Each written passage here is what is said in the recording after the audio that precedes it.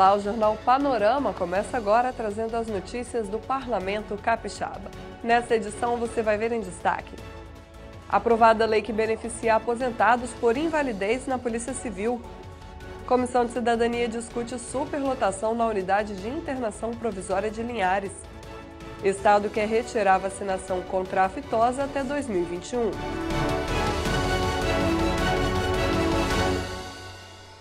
Deputados aprovaram mudanças na lei que trata da promoção e aposentadoria de policiais civis. A repórter Patrícia Bravin participou dos trabalhos em plenário e traz mais informações. Patrícia? Na sessão desta terça-feira, os deputados realizaram 2 sessões, uma ordinária e uma extraordinária, e aprovaram por unanimidade projeto de lei do governo do estado que modifica a lei de promoção da Polícia Civil.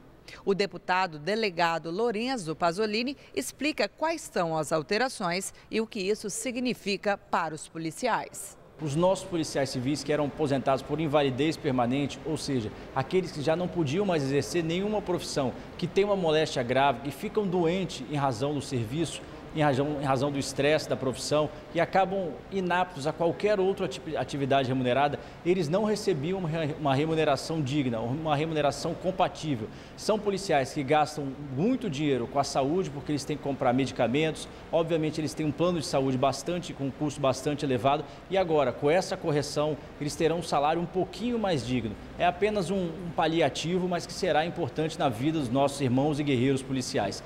Outro projeto do Executivo aprovado na tarde desta terça-feira prevê mudanças no Funtur, Fundo de Fomento ao Turismo.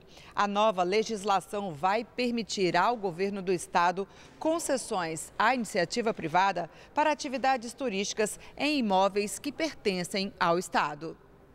No trabalho das comissões permanentes, o Colegiado de Cidadania e Direitos Humanos reuniu Defensoria Pública e Conselho Estadual da Criança e do Adolescente para debater a superlotação em unidades socioeducativas de Linhares. A Comissão de Cidadania e Direitos Humanos debateu a superlotação em unidades do Instituto de Atendimento Socioeducativo do Espírito Santo em Linhares, no norte do estado. De acordo com a Defensoria Pública e o Conselho Estadual dos Direitos da Criança e do Adolescente, a unidade de internação provisória, UNIP, está além do limite de superlotação. Desde 2015, a gente tem observado uma superlotação que chegou até 3 vezes a capacidade máxima das unidades. Em agosto de 2018, o ministro Edson Fachin, do STF, no nosso pedido de habeas corpus, determinou, na liminar, que no máximo deveriam ficar 119% dos adolescentes da capacidade dessas unidades. Ou seja, na Uninorte 107 e na Unip Norte, que tem a capacidade de 60, 71 adolescentes. Hoje a Uninorte está atendendo a esse limite, que é a unidade de internação, mas a unidade provisória, ela está no dia de hoje com 40 adolescentes a mais. Ou seja, a gente está com 170% de lotação. Durante o debate foram apontadas alternativas para reduzir o número de internos na unidade. A gente tem apontado sempre como alternativa o investimento ou realocação de recursos do Poder Executivo em meio aberto, nas medidas meio aberto. Isso seria feito através mais das CETADs do que da Secretaria de Direitos Humanos, como é feito hoje através da autarquia, que é o IASES, né?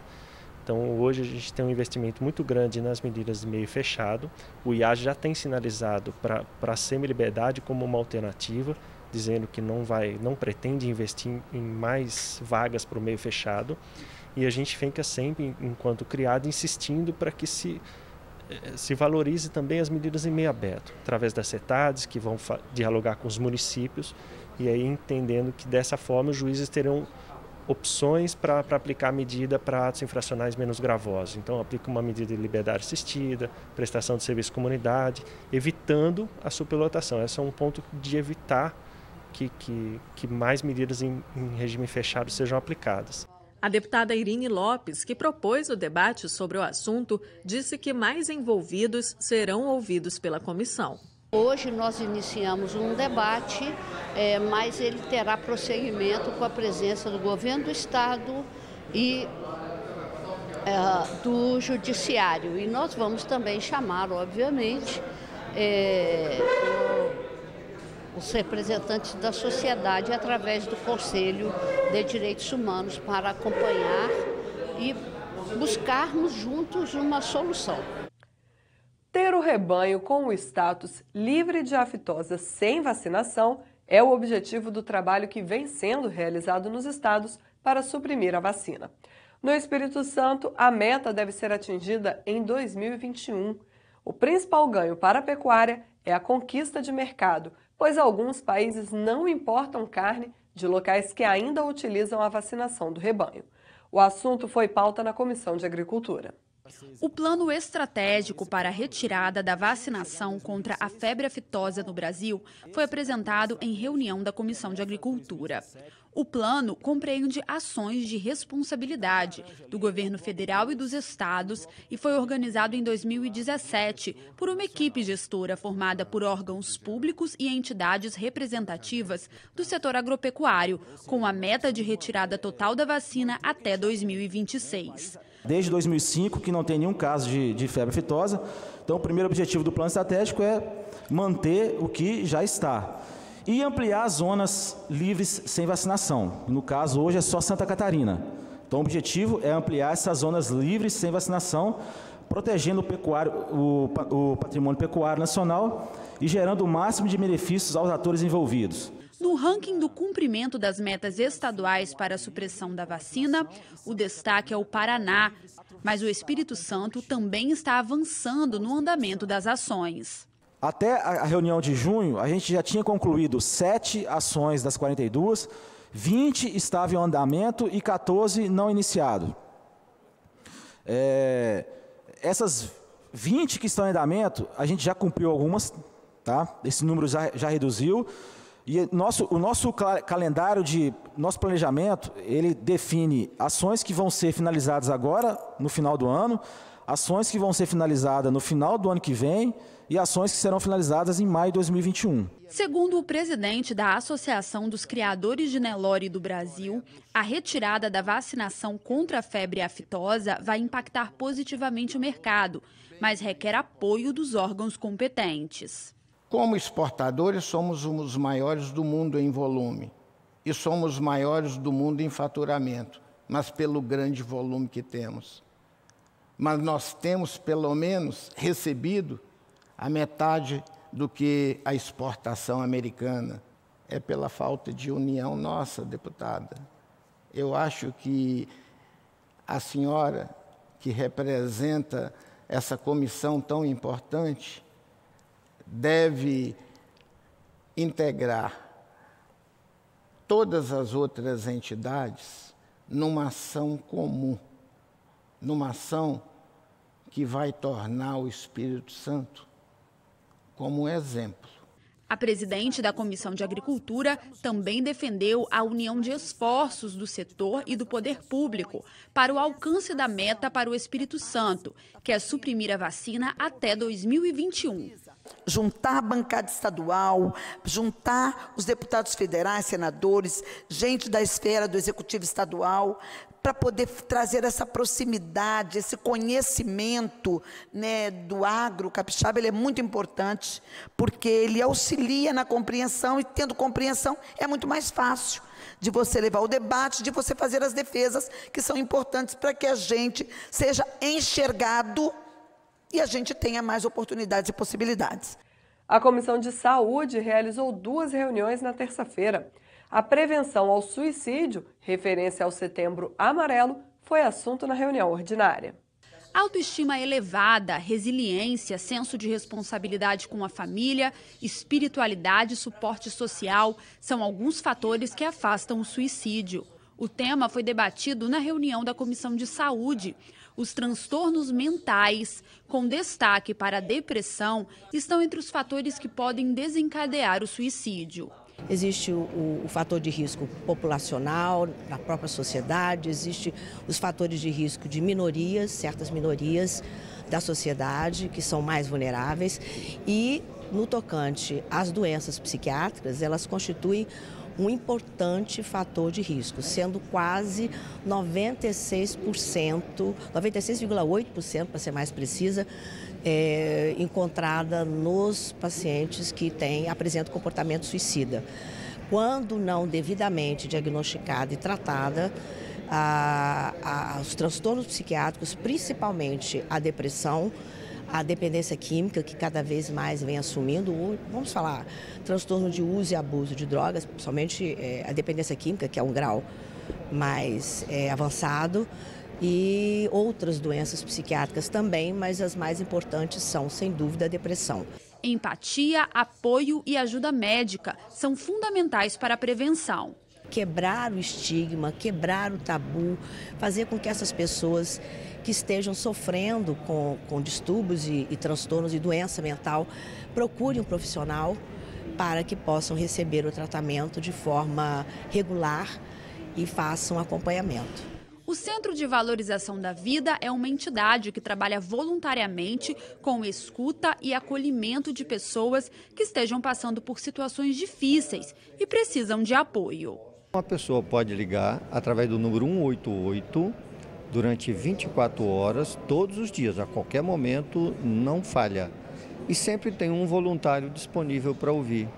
O trabalho é feito com uma escuta acolhedora, compreensiva, onde a pessoa é ouvida, os seus sentimentos, as suas emoções, sem julgamento, sem críticas, sem recriminações, onde ela possa encontrar um clima que ela possa desabafar, com que ela pode conversar.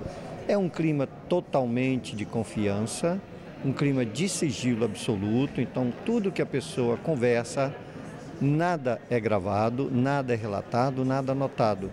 Então o voluntário que escuta, ele não pode comentar isso com nenhuma outra pessoa. E é este momento que, na hora que você liga, que você sente que tem alguém do seu lado, tem alguém próximo, que possa te ouvir, tudo que você precisa falar durante o tempo que você quiser. Então, sinta-se que, quando você precisar de um amigo e não encontrar, pode ligar para o CVV. A reunião extraordinária do Colegiado de Saúde discutiu um problema que apareceu com a entrada em vigor do bilhete único no transporte coletivo. O passe livre para doentes crônicos. Por se tratar de lei municipal, não tem validade no sistema Transcol. O bilhete único de transporte já está em vigor na região metropolitana, o que gerou algumas questões. Certas gratuidades são previstas apenas nos sistemas municipais, sem validade nos ônibus do sistema Transcol. É o caso das pessoas vivendo com HIV e AIDS, que em Vitória têm direito ao passe livre na faixa de renda de até 3 salários mínimos. Na capital, a gratuidade continua em vigor, mas ao pegar o ônibus do Transcol, o usuário não tem esse direito. A extensão do benefício foi debatida pela Comissão de Saúde em reunião extraordinária.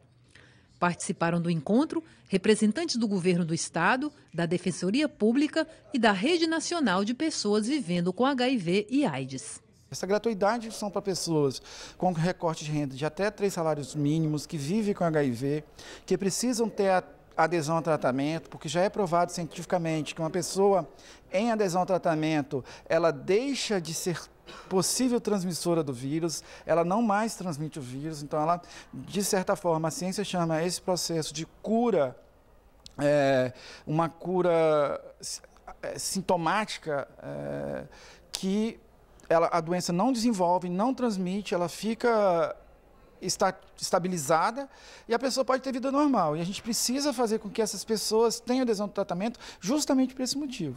Para o presidente da Companhia Estadual de Transportes Coletivos de Passageiros, Rafael Tres, é necessário estudar a fundo a possibilidade de criar mais um tipo de gratuidade no sistema Transcol. As gratuidades, elas requerem um orçamento público para o pagamento, né? Então ela tem que ter uma fonte de custeio. Tudo depende de estudos feitos pela companhia, pelas secretarias municipais, porque eles deverão nos apresentar os dados, né, o volume de passageiros que utilizam essas gratuidades, para verificar o impacto disso no sistema e buscar as fontes de receita para poder suprir essa necessidade. Vale lembrar que, em Vitória, a gratuidade para pessoas vivendo com HIV e AIDS, que recebem até 3 salários mínimos, continua em vigor. Aquele usuário que hoje usa o cartão do municipal, ao tentar entrar no Transcol com aquele cartão gratuidade municipal, o validador de bilhetagem do Transcol não vai aceitar. porque não é uma gratuidade do sistema Transcol. Durante a reunião do colegiado de cooperativismo, foi comunicada a instalação de uma fábrica de chocolates na capital, Vitória. Vitória deve ganhar ainda este ano uma fábrica de chocolates feitos a partir do cacau produzido por cooperados da Agrocop, Cooperativa Agroindustrial. O anúncio foi feito pelo diretor-presidente da sociedade durante reunião do colegiado de cooperativismo da Assembleia. Wellington Pompermayer apresentou esse e outros projetos da cooperativa, criada em 2015, com o objetivo de agregar valor a produtos agrícolas como café e frutas.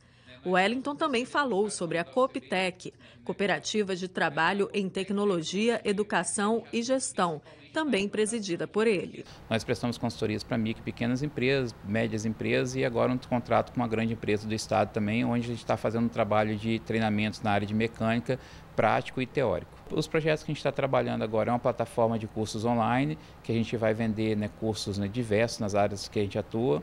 É também uma reciclagem de resíduos eletroeletrônicos, que a gente está montando uma estrutura lá em Cariacica sede, e também um sistema gerencial, uma ferramenta que você faz várias análises qualitativas e quantitativas e facilita a tomada de decisões.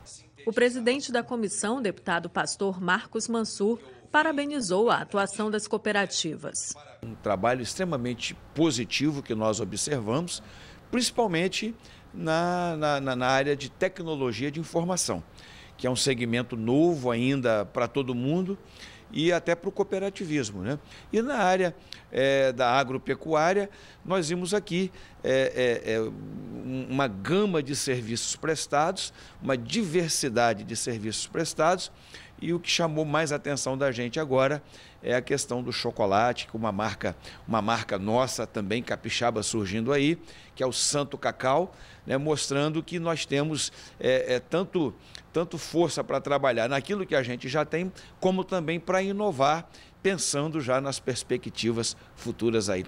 Médicos e enfermeiros fazem parte dos 34 profissionais homenageados na sessão solene em comemoração ao aniversário de fundação do Hospital da Polícia Militar. Os 27 anos do Hospital da Polícia Militar, o HPM, foram comemorados pelo Legislativo Estadual. Em sessão solene realizada no plenário de Seu Cardoso, militares que fazem parte da história da instituição foram homenageados. Entre eles, o coronel médico da reserva, Otávio de Carvalho, o primeiro diretor do hospital. Na década de 70, a PM tinha um serviço de saúde aquartelado, serviço de saúde. Em 1979 foi inaugurada a Policlínica e daí então fizemos as bases para construir o HPM e inaugurar em 5 de setembro de 1992. Vários discursos foram feitos na tribuna em defesa da destinação do HPM exclusivamente para atendimento dos policiais militares e de seus familiares. O diretor-geral da instituição citou números relativos ao atendimento e falou sobre melhorias no HPM, apesar da escassez de recursos. Conseguimos a reestruturação física, que está em processo de conclusão. Estamos precisando agora de um concurso que nós já pedimos, solicitamos. Fizemos o nosso planejamento estratégico, aumentamos a nossa capacidade operacional de atendimento com a inauguração do pronto-socorro. Estamos contratando diversos exames para que nossos policiais possam fazer esses exames, policiais, militares e bombeiros, em clínicas conveniadas. A sessão foi iniciativa do deputado coronel Alexandre Quintino. Um hospital referência em nossa região e que lida no dia a dia, salvando vidas, acolhendo e protegendo o policial militar, o bombeiro militar e todos os seus familiares e dependentes. 34 profissionais, a maioria médicos e enfermeiros, receberam as homenagens da Assembleia Legislativa pelos 27 anos de fundação do HPM, inaugurado em setembro de 1992. O Jornal Panorama de hoje vai ficando por aqui, mas você pode continuar se informando sobre as atividades do Legislativo pelo nosso site e também pelas nossas mídias sociais. Obrigada pela companhia de sempre e continue ligado na TV Assembleia, o seu canal Cidadão.